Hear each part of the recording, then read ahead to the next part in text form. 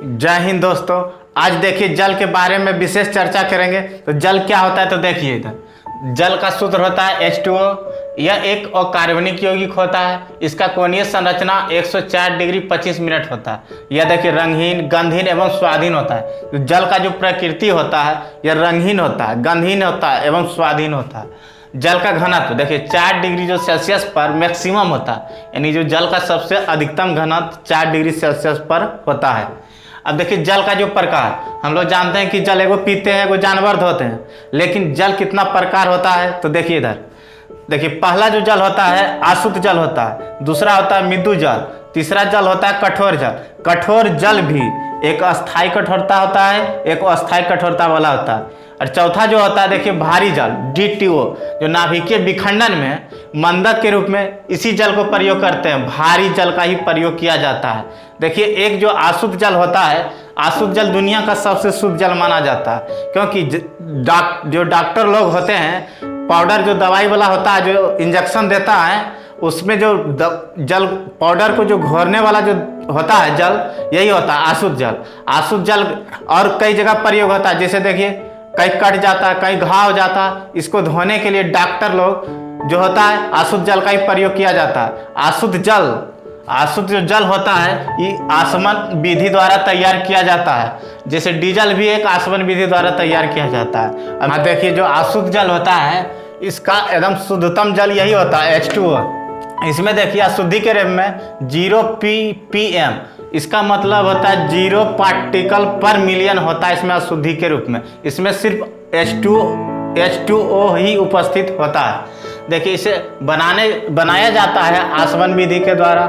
इसका उपयोग देखिए बैटरी में, घाव धोने में, और इसका जो उपयोग होता है, जैसे देखिए दवाई का जो पाउडर होता है उसमें डिब्बा होता है, इंजेक्शन में जब भरता है इसी जल को मिला देता है डॉक्टर लोग, और इसमें ठपठपा के एकदम घोल देता है पूरा स्पीड से, और देखता है इंजेक्शन में भर के रोगी को दे देता है और तो काम कर जाता है। यही विधि, यही होता है जल H2O यानी अशुद्ध जल।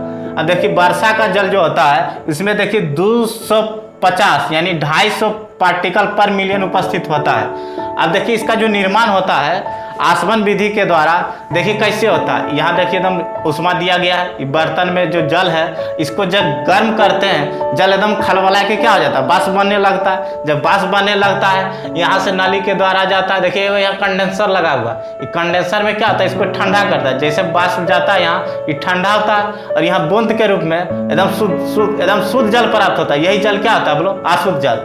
अब देखिए हम सभी जानते हैं कि अशुद्ध जल ही एक शुद्ध जल होता है, लेकिन एक वर्षा का जल भी, देखिए जो वर्षा का जो जल होता है ये भी एक एकदम शुद्ध जल होता है। देखिए क्योंकि यहाँ जो गर्म करते हैं, यहाँ जो वाष्प बनता है, उसी प्रकार जब जो तालाब होता है, झरना होता है, नदी का जो पानी होता है, उसमें भी सूरज के किरण के द्वारा जो आता है रोशनी, उससे गर्म होता है और पानी इसी तरह ऊपर जाता है वाष्प के रूप में और संघनन होता है, फिर धीरे धीरे बरस जाता है।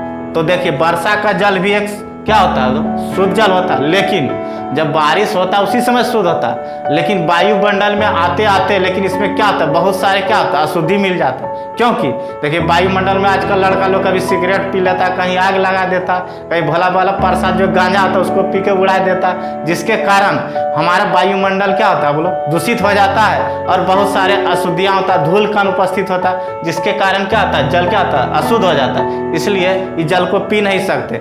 देखता होगा कि अगर पहले अगर बारिश होता है ना, अगर इसमें अगर भीग गया, अगर पूरा पोत दिया एकदम शरीर को, तो तुम्हारा क्या होगा, तबीयत खराब हो जाता है। क्योंकि वायुमंडल में क्या होता है, बहुत सारे अशुद्धियाँ मिली रहती है, जिसके कारण हमारे शरीर पर बहुत प्रभाव पड़ता है। इसलिए यह जल क्या होता है, इसके समान हम उपयोग नहीं कर सकते हैं, क्योंकि इस जल में बहुत सारे अशुद्धियाँ उपस्थित हो जाती है, जैसे सल्फर डाइऑक्साइड हो गया, नाइट्रस ऑक्साइड, अन्य बहुत सारे गैसें होते हैं, जिसके कारण हम वर्षा के जल को इस जल के रूप में प्रयोग नहीं कर सकते हैं। इसलिए अशुद्ध जल एकदम शुद्ध जल होता है। इसलिए हम कह सकते हैं कि अशुद्ध जल अब पीने लायक तो हम नहीं उपयोग कर सकते, क्योंकि इसके पीने से कोई फायदा नहीं होता, क्योंकि इसमें किसी प्रकार का हमारे उपयोगी लायक चीज नहीं मिला रहता है, जिसके कारण इसके पिए चाहे ना पिए कोई फायदा नहीं था। इसलिए अशुद्ध जल को हम पीने से कोई उपयोग में नहीं कर सकते, पिएंगे तो इससे कोई फायदा भी नहीं होगा।